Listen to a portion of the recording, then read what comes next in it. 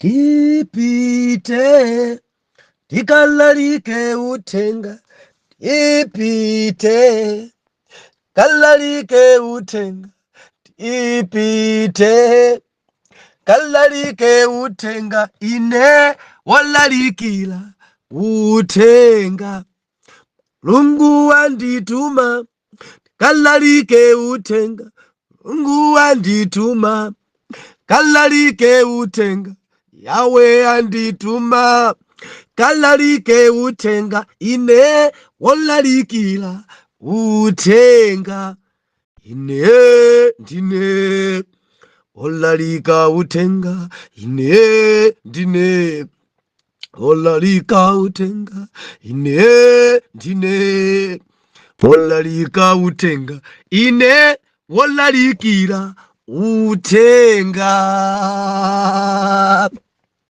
Ndiulandile nokondedwa omvera konse kumene muli, heneleke ichale mtumiki wanu believer. Lero pa 9 September 2024, ulendo sabutopiki mtsogoleri wobala. Believer, masiku aja wayandikira Get Ready South Africa wiki ino. Zosatheka ndi anthu zimatheka Mulungu. Naizina ena mati George, ena mati Garden Luti. Get ready Friday ino, maso ndi maso papapa South Africa moto kuti bu. Muli bwanji Naizina, muli bwanji inu ku Port Elizabeth, muli bwanji Johannesburg, Mpumalanga muli bwa. Maso ndi maso wiki ino mpakana Oktoba wo my intercessor tentipitilize kupinda maondo. Mudziwa ulendo ngati uwonjerekezi amatsegula nawo mmimba zimampereka pempho langa. Inu amene mumakwera phiri, kwerani phiriwo. Inu amene mumasonkhana nyumba, sonkhanani nyumba. Inu amene mumasonkhana mu mtsinje, inu amene mumakumana magrupu kupembedzera, ma intercession, magrupu osiyana-siyana, machechi osiyana-siyana, ena mapemphera mabanja. Chonde uyikizeni ulendo uwu kuti Mulungu akadzilemekezeso ku South Africa. Mulungu akakhale Mulungu, kuti moyo umodzi ukalimbikitsike, mabanja akamangidwe, ena amene adafoka adzukenso ayambenso kuyenda Mulungu. Mwana Mulungu, chonde tenga gawo, kampogona, kampodzuka, kankati mwa usiku, tikamati dzuka yona, phatikizani trip imeneyi. Sitikupita kadzionetsera, koma kuti Mulungu akadzilemekeze. Omasulidwa Mulungu akamasule. Mulungu akulitse malire anu ma intercessor. Hallelujah. Believer tukunena kuti mtsogoleri wobala. Tazambiri kamakamba za mtsogoleri wina mazunguzika. Ndikunena kuti mtsogoleri wobala. Opemphera nonse mumazidziwa kuti niyo ni mtsogoleri. Believer aliyense ni mtsogoleri. Ndema utsogoleri umangosiyana magrade kuti awa akutsogolera mbali, awa mbali, awa mbali, awa mbali. Ena ndi atsogoleri pakwayala, ena ndi atsogoleri ku chigwirizano cha abambo, ena ndi atsogoleri ku maimvano, ku mayatolika, ena ndi atsogoleri ku intercession, atsogoleri ama intercessor, ena ndi atsogoleri osiyana-siyana, ena ndi madikoni, ena kulu mpingo, ena ndi masekretare, ena ndi osunga chuma, ena ndi adzitumiki adzibusa, ena ndi mabishopo, ena mareverend, ena ndi adzineneri. Lero tikunena kuti mtsogoleri wobala. Mwina chichewa china chikati opemphera obereka, opemphera obereka. Tiwerenge buku lija la Joshua chapter number 1. Tikuwerenga mavesi awiri yeniyeni, mavesi awiri yeniyeni. Maziko a buku limene ndidzayala mawa. Lero funa tiyambe ndi pamene palero. Buku la Joshua chapter number 1 verse number 1 mpaka na verse number 2. Verse number 1. Ndipo arafa Moses mtumiki wa Yehova. Yehova anati kwa Joshua mwana wa Nuni, mnyamata wa Moses. Amandikomera pamenepa. Verse number 2. Moses mtumiki wanga wafa. Tauka tsono Joshua, pamenepo, nuoloke Yorodano uyu, iwe ndi anthu awa onse, kulowa m'dziko ndili kuwapatsa, ndipo ndiwo ana a Israeli. Tipemphere. Mulungu wabwino, Mulungu woyera, wamphamvu, wodabwitsa, mwini chilengedwe chonse, matamando apite kwa inu, malambiro akwere ku dzina lanu. Tilinso pamaso panu Mulungu, tilankhuleni, tichenjezeni, tidzudzuleni, ndi tidzamva m'dzina la Yesu. Amen. Mtsogoleri kapena kuti opemphera wobala. Sabata yatha, potseka sabatayo, timanena kuti Mzimu Woyera ndi chipatso chake. Nde masiku awiri akumapeto sabata yatha tinatsindika kwambiri za Mzimu Woyera. Kuti popanda Mzimu Woyera sizimayenda. And Mzimu Woyera wachitatu mutatu wa Mulungu akasoweka, palibe chimene chingaende. Mzimu Woyera akasoweka pa ministry, anthu amangonenana, anthu amangolumana. Mzimu Woyera akasoweka, anthu amakhoza kugonana. Mzimu Woyera akasoweka, nyansi zimachitika chifukwa pamakhala palibe kutsutsika. Akasowa Mzimu Woyera, anthu amachita chisembwere opanda manyazi. Mzimu Woyera akasowa pamalo, ndekuti amene kutsogolera pamaloyo mchiwanda. Ndiye chiwanda chili ndi mphatso zake. Ndija mukawerenga buku lija la Galatiya, akuchita kunenetsa kuti navyonso viwanda zili nzochitika. Mikangano, kulumana, kurerana, kukhumba zoyipa, nyanga. Mzimu Woyera akasowa pa ministry, zanthu zake zimakhala zokhwima. Udzampeza aliyense kandi pa kampani mchunomu muli ndondocha, ena mangira zitumwa, bwanji ndisafe, ndidzitetezere, udindo wanga ndikwezedwe. Akasoweka Mzimu Woyera, anthu amadzidalira okha.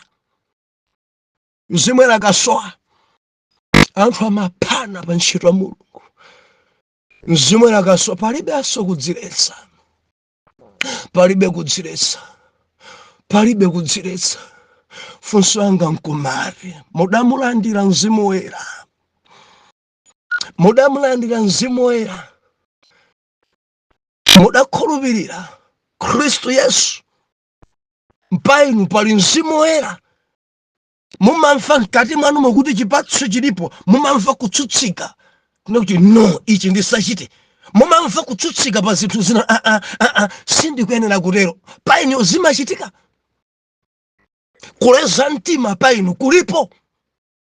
Ndi ukamba za kuleza mtima kumene Mzimu Woyera amachita mkati mwa phirifa. Pa inuyo mumaleza. Nthawi zonse mumafuna kuti anthu akudziweni. Ena mpaka na kutchula mayina anu akale. Ena mpaka na mifunda yanu. Andidziwa ine ndina banda. Andidziwa ine ndina rembo. Kaya konko. Ngarama nyada konko. Ngarama derera konko. Ngarama pangasa kuti konko. Na ine ndeka. Na ine ndeka. Mukamani na ine ndeka. Inuyo ndinu ndani. Pa inu kuleza mtima kulipo. Chifukwa ndi chipatso chimene Mzimu Woyera amabereka mwa ife chotchedwa chikondi. Ne chikondicho chili ndi pisi yotchedwa kuti kuleza mtima. Timaleza mtima chifukwa cha chikondi. Chikondicho chili ndi pisi chotchedwa kukoma mtima. Timakoma mtima chifukwa cha chikondicho. Chipatso cha Mzimu Woyera.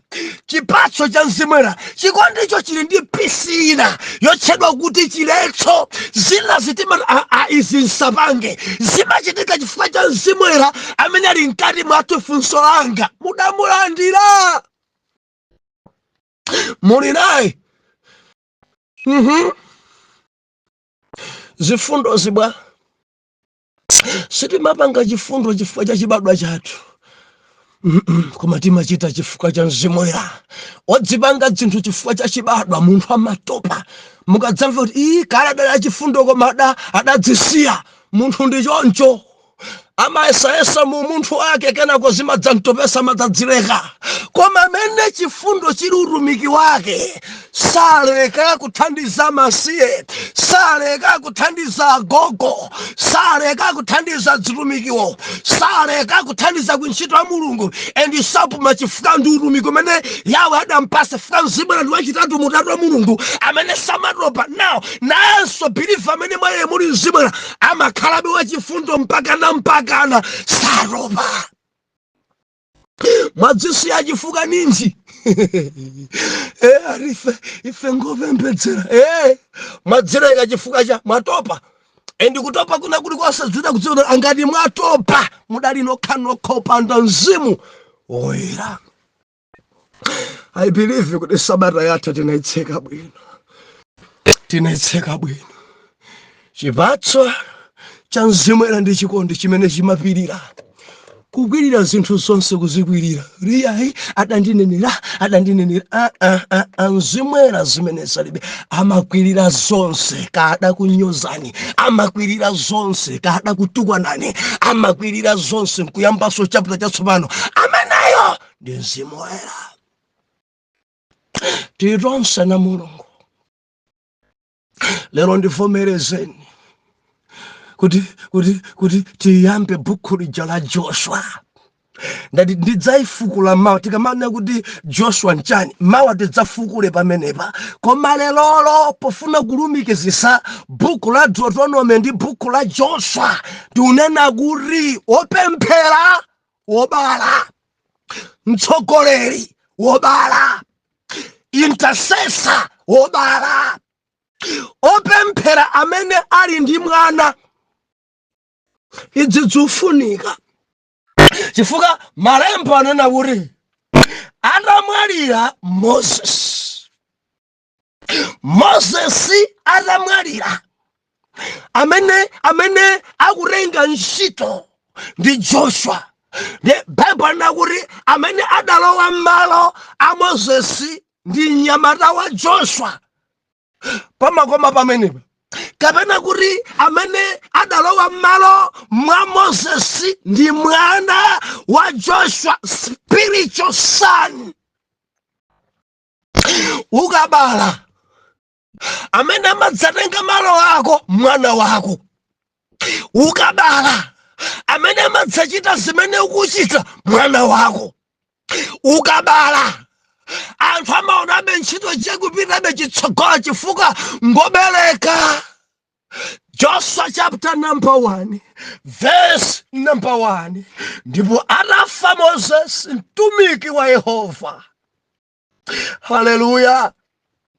Yehova anali kwa Joshua mwana wa Nuni mnyamata wa Mozesi. Pamenepo Jehova anali kwa Joshua mwana wa Nuni mnyamata wa Mozesi. Mwana wa Mozesi sadarenge wa kurali, adarenga mwana, adarenga nyamara, adarenga mwana mene adayamwa, mwana mene adapunzitsika, mwana mene adalanda bambu wake, mwana mene adabadwa kuchokera mimba mwake Mozesi kuzimu, mwana mene adampunzisa eka, mwana mene adaikizamo zochuluka, mwana mene sadali mulendo pa zochitika, mwana mene adali olimba mtima, mwana mene maso ake ankang'ana kutsogolo, mwana mene ankalimbikisa Israeli, mwana mene adali ndi mdzodzi. Jehova kuti Joshua, iwe ndiwe mwana wa Moses, mtsogoleri wobala, mtsogoleri wobala. Lero ndimafuna ndilimbikitse believer mwapadera, musakhale gojo. Pamene pandipabwereze bwanji, believer usakhale gojo. Mudziwa kuti ndopemphera mbiri kuzimu koma ni magojo, chichewa china mati ogwa mpapaya muzimu, anthu osabala ouma. Muli ndi mwana, ndikunena ndi inuyo, muli ndi mwana. Amayi, muli ndi mwana inu. Ndiyamika Ambuye kuti ndinu sekretari. Ndili ndifunsa ine, zimene mumachita pa gurupu pano, zimene mumachita kutchalichi, kodi zimenezi mukuzisamusira mwa wina inu musanafe? Dzolembalembasi. Alipo mwana wina amene mukulongedzamo mwa iye kuti nayenso adzilembalemba ngati inuyo? Ndikukamba ndi inu wadada wa mama, zimene mumachita, mukudziwa ndinu daliso pa grupu pano, ndinu daliso pa grupu pano. Muli bwanji masekretari nonse pa grupu pano, muli bwanji masekretari nonse kutchalichi, zimene inuyo mumachita, mene mumantumikira Mulungu inuyo, funso langa, kodi zimenezo mukuzisamusira mwa wina?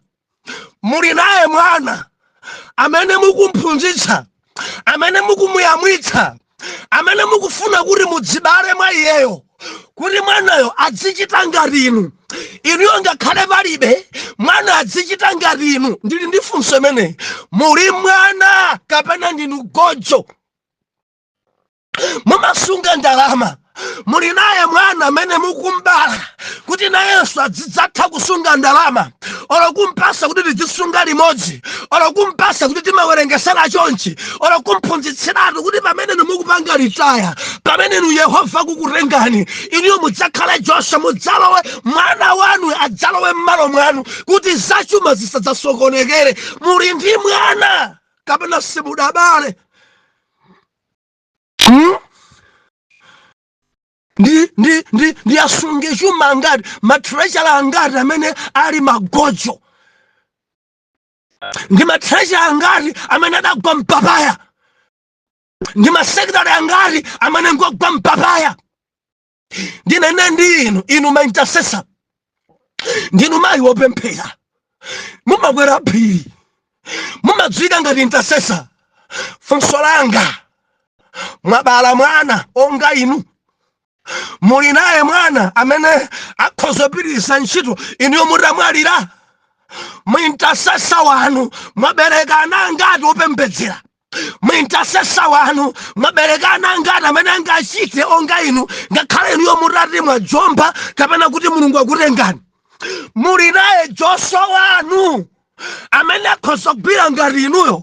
Kodi mwalongeza mwa Joshua akatundu amene muli nawo? Kodi mukupemphera limodzi ndi Joshua ziyakatundu zimene Yawo adakupasani? Kodi mukuzisamusira mwa mwana wanu kapena mulibe? Ndimafuna lisekhwere, khalani intercessor wobala, khalani intercessor wa mwana.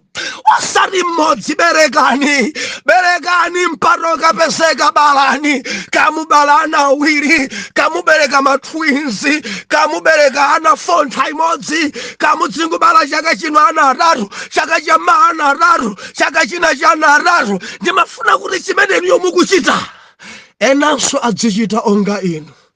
Ndi chimene Mulungu akuyembekeza. Ndi chimene Mulungu akuyembekeza. Biriva obala. Ena muli ndi mphatso zolandira alendo. Kodi zimenezi mudazisamusilako kwa ana? Phunzitsani ana alendo akubwera tialandire limodzi. Kutengera alendo aja masana ena tiyeni kunyumba kwa mwana wanga. Fika nawo kumene kuja mwana wajajijilike ti wake juisi wake aphunzire nkumamuza taika chakuti patebulo palibe, taika chakuti apo palibe, taika chakuti ndiwo timaphika chonchi, tapanga chakuti adzitumike adye kudzibala.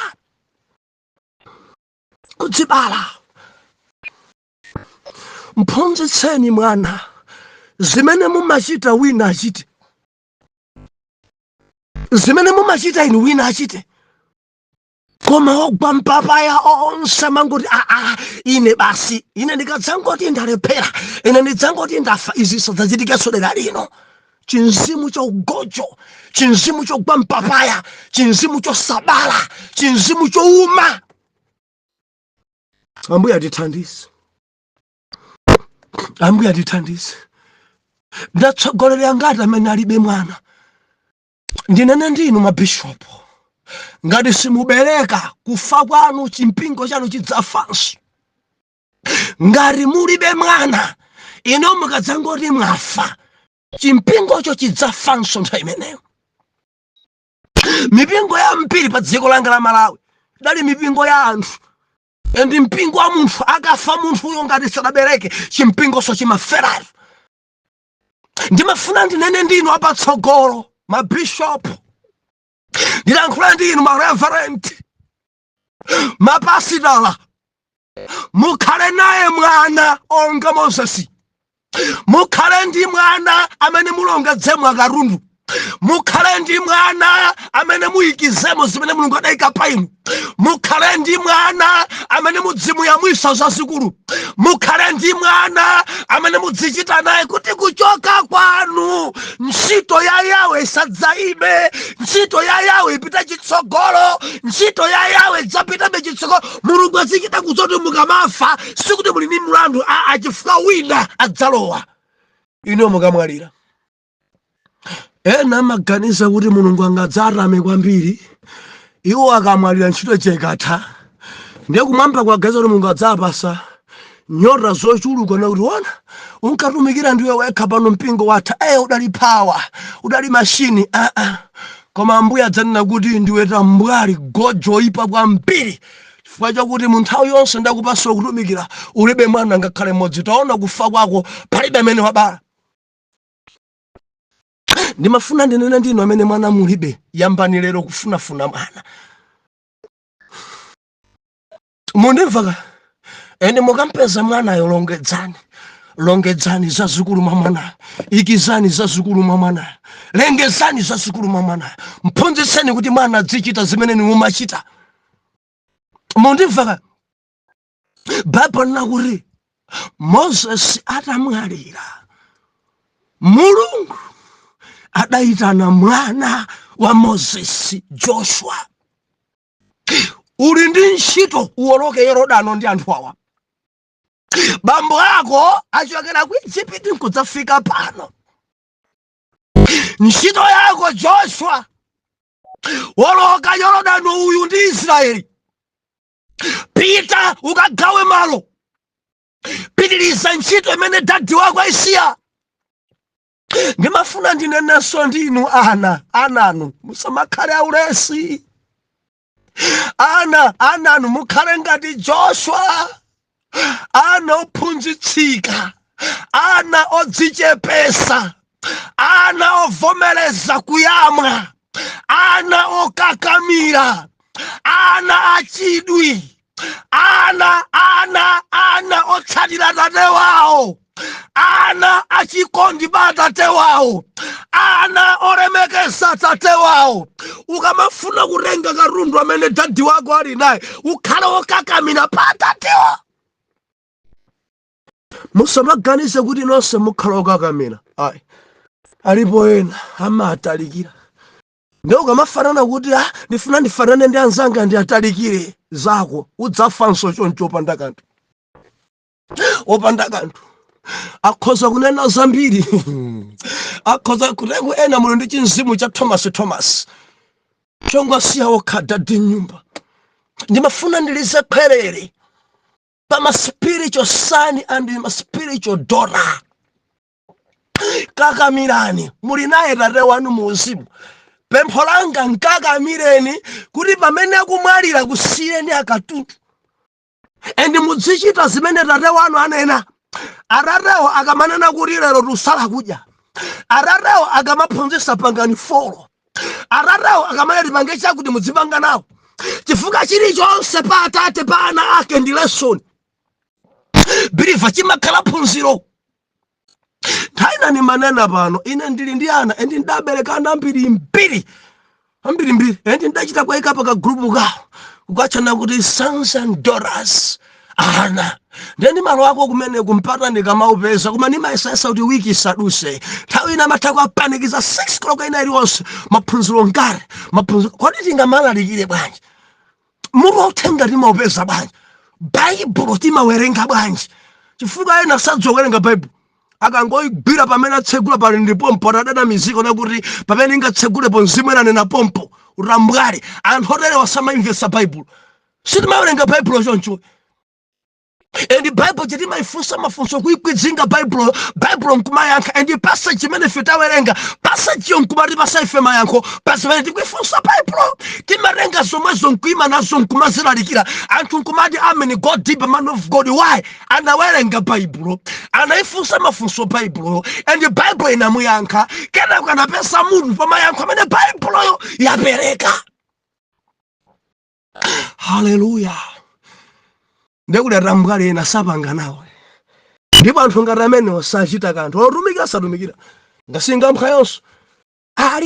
Alibe chidwi chofuna kuyamwa. Alibe chidwi choyandikira. Alibe chidwi chotsatira. Alibe chidwi chokakamira. Mwawerenga buku la Mafumu chapter number 2 akuti Elisa ndi Eliya. Elisa damuza Eliya, khala pano ndikupeza ndikupita ku Beteli. Elisa dali bwanji? Sindikusiyani dadi, pali inu, pali Mulungu tonse. Atafika kuja ndikupita ku Yorodani, ndikupita ku Yeriko, khala pano. Elisa dali baba, sindikusiyani. Sindingakhale ndekha chifukwa ndazindikira pamene muli inu bwana Eliya pamapezeka kumwamba. Titsagana ronse nimati ndinene kwa ana. Sons and daughters kakamirani spiritual advisor wanu. Akamati ndikupita ku Yeriko mudzitsagana naye. Akamati ndikupita ku Beteli mudzitsagana naye. Akamati ndikupita ku Yeriko mudzitsagana naye. Magawo onse tikhozotsagana magawo lekana. Ena kuti dadi wanga ali ku America. Wina dadi wanga ali ku Malawi. Nditsagana naye bwanji pali magawo achuluka. Kankwapempherera. Kankwima nopo olendo. Kankwalonjera zikuyenda bwanji. Dati mmaphunzitsa chani lero? Ndiye kuti akhayini mpata lero ndaphunzitsa zakuti. Ena machita kundilonda ndimatsagana nawo kuzuzu ukalonga imba. Kuti dati lero matumikirani ngati matumikira chani lero? Ndifotokoze koma nzathu aphwasula. Nanenso ndaphwasula. Ndiye mwana ukakamira. Hallelujah. Ndikuyenda limodzika. Mwana dziyamwa. Mwana dzitsarira. Zinthu zina spiritual advice amazipereka. Ngati phunziro kwa ana. Hallelujah. Nadzauzana ngati ana ndifuna ndikuphunzitseni kupereka. Noma osapereka pano tinthamangisapo pano. Ena chidapweteka sindadabwe. Pali ana okakamira, pali ana enosakakamira. Maina edaliphunzi funa mwana ayamwe. Chimene chili mwaine wina ndimapereka taife. Anano mudzipereka nso cha chikhumi. Maso chepa zimene Mulungu amandipatsa nimagawana ndi ena ngati zachifundo. Ana anu mudziperekaso zachifundo. Ndimakhala nayo nthawi yogwada kupinda maondo nkupemphera mauza ana anu tiye tidzipemphera. Ndimakhala nazo nthawi zosala kudya ndi kupemphera nimauza ana anu tonse tisale kudya. Ndi arambwa ali ena samapanga nawo amene wangarengeza marare wawo. Angarengeza marare wawo. Ayi ndimati ndinene ino amene muli mzimu wa Joshua, kakamirani. Kaenda dzikunyozani, kakamirani. Kamudzilandira mawu wanji, kakamirani. Musabwerera mbuye foti ena bwerera mbuye. Iya Yesu adauza ophunzira ena ajabwera inunso pitani. Adati bwanji Petro tinkanso kwa ndani. Praise God. Believe obala. Believe obereka. Opemphera obereka. Mtsogoleri obereka. Kukhala nawo ana amene adzichita chimene tate wawo akuchita. Akutidalisa ife Moses. Mwana amene adabala Joshua, mwana wa Tansi. Joshua mwana unenepa ndi mkaka kuchokera kwa atate wake. Joshua akuti dadi wake adaita kunsanjika manja kuti zamwene zisamukenso mwawoyo. Joshua amene sadalita mbali pakupemphera. Joshua amene ankasunga mawu ndi kulimbikisanso fuko la Israeli. Joshua mwana adzilimbikitsa mpingo, mwana adzilimbikitsa gurupo, mwana adzilimbikitsa ministry. Joshua adadzuka ndi kulimbikitsa Israeli atapita kukazonda. Ena jangati yayi anthu ajanga arali manjawo ife tinkaoneka ngati dziwala. Joshua mwana wa Nuni amene ali spiritual son kwa Moses adati no, tiri ndi Yawe tikapambana, tiri ndi Yawe tikagonjetsa, tiri ndi Yawe dadi, tiri ndi Yawe tikaphwasula. Jehova adapangana nafe, mawu ochokera kwa mwana. Mumalimbikitsa inu ndikupamba, mumalimbikitsa.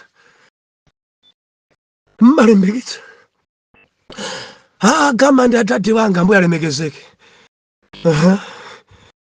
Akakamira akambiri ndi atati wanga, achale ndi atati wanga, achase ndi atati wanga.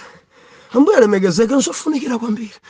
Funso langa mukuyamwa konko, mukunenepa. Haleluya. Ndikumva kuti sinamalize ichi. Kodi mwana adzitani? Dadi adzitani? Pali ntchito zotani zimene Mulungu adazipereka kwa spiritual dadi kwa ana ake. Nanga mwana kuseka adzitani kuti adzitenga zonse za mwa dadi wake. Mawa mundilondole. Mulungu walungama chimakupwetekani ndipo chimakunyansani. Munthu akamafa sanabereke kuzimu. Mayi wanga uyu, bambo wanganso awo, apangeni kuti abale.